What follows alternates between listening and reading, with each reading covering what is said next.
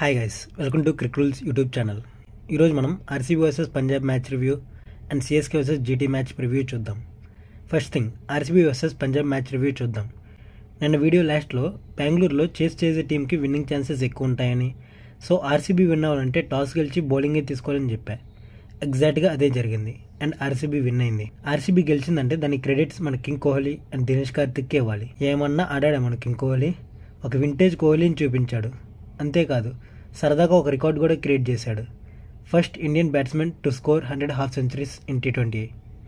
ఏదో అన్లక్కీగా అవుట్ అయ్యాడు, లేదంటే ఈజీగా సెంచరీ కొట్టేసేవాడేమో.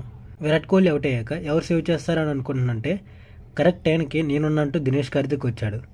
దినేష్ కార్తిక్ అయితే ఒక రేంజ్లో ఆడాడు. బ్యాటింగ్ టీం ఇలా సపోర్ట్ చేస్తే ఆర్సీబీ వాళ్ళు ఈజీగా 180 కూడా స్కోర్ చేస్తారు. మన ఆర్సీబీ కూడా క్వాలిఫై అయ్యే ఛాన్సెస్ ఎక్కువ ఉంటాయి. కానీ ఆర్సీబీకి ఉన్న బిగ్గెస్ట్ మిస్టేక్ బౌలింగ్. ప్రజెంట్ వీళ్ళు చాలా ఎక్కువ రన్స్ ఇస్తున్నారు. బట్ నిన్న మ్యాచ్ చూశాక యాష్ దేల్ కూడా కొద్దిగా ఫామ్లోకి వచ్చాడు అనిపిస్తుంది. రివ్యూ అంటే పంజాబ్ చేసిన మిస్టేక్స్ కూడా చెప్పాలిగా. పంజాబ్ బ్యాటింగ్లో శిఖర్ ధవన్ రాంగ్ షాట్ ఆడి అవుట్ అవడం అండ్ ఎక్స్పీరియన్స్ ఉన్న ప్లేయర్ ఇలా అవుట్ అవ్వకూడదు. అంతేకాదు, ఫీల్డింగ్లో విరాట్ కోహ్లీ క్యాచ్ డ్రాప్ చేయడం.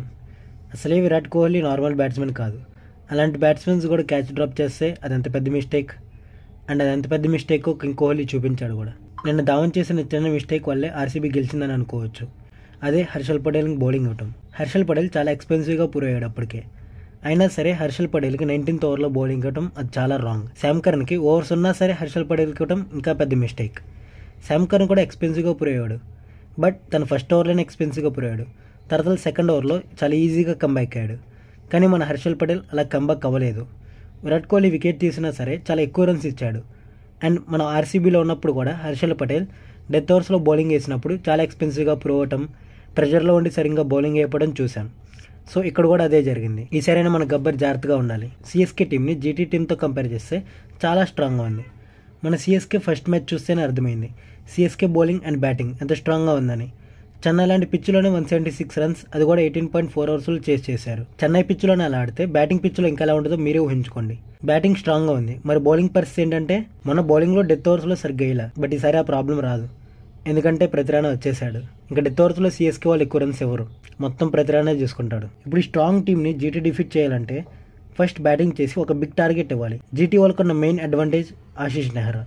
సో నెహ్రా చెప్పే ట్రిక్స్ అండ్ టిప్స్ని బౌలర్స్ కరెక్ట్గా యూజ్ చేస్తే చెన్నై మీద ఈజీగా గెలవచ్చు. సిఎస్కేలో బ్యాటింగ్ డెప్త్ ఉంది కాబట్టి వికెట్స్ తీసి ప్రెషర్లో పెట్టడం ఎంత ఇంపార్టెంట్, డాట్ బాల్స్ వేయడం కూడా అంతే ఇంపార్టెంట్. జీటీ కూడా సిఎస్కే వాళ్ళ బౌలింగ్కి రెడీగా ఉండాలి. దేశపాండే లాంటి బౌలర్స్ వచ్చినప్పుడు అటాక్ చేయాలి. ముస్తఫిజుర్ రెహమాన్ అండ్ చహల్ లాంటి బౌలర్స్లో కొద్దిగా జాగ్రత్తగా ఉండాలి. ఇప్పుడు హెడ్ టు హెడ్ మ్యాచెస్ చూద్దాం. హెడ్ టు హెడ్ మ్యాచెస్లో జీటీకే కొద్దిగా అడ్వాంటేజ్ ఉంది. ఈ రెండు టీమ్స్ 5 మ్యాచెస్ ఆడితే అందులో 3 మ్యాచెస్ జీటీ గెలిస్తే 2 మ్యాచెస్ సిఎస్కే వాళ్ళు విన్ అయ్యారు. కానీ జీటీ వాళ్ళు విన్ అయిన 3 మ్యాచెస్లో 2 మ్యాచెస్ 2022లో విన్ అయ్యారు. 2022లో సిఎస్కేలో ఫామ్లో లేదు. సో వాళ్ళ మీద ఈజీగా విన్ అయ్యారు చాలా టీమ్స్. సో ఇలా చూసుకుంటే సిఎస్కేకే కొద్దిగా అడ్వాంటేజ్ ఉంది. ఇప్పుడు పిచ్ రిపోర్ట్ చూద్దాం. సిఎస్కే పిచ్ సపరేట్గా చెప్పాల్సిన పని లేదు. చేసింగ్ కష్టం, స్పిన్నర్స్కి అడ్వాంటేజ్ ఉండదు.